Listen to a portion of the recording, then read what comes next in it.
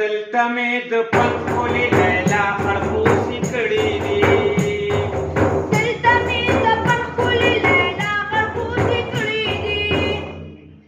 نو د ژوند په ټولو سختو مرحلو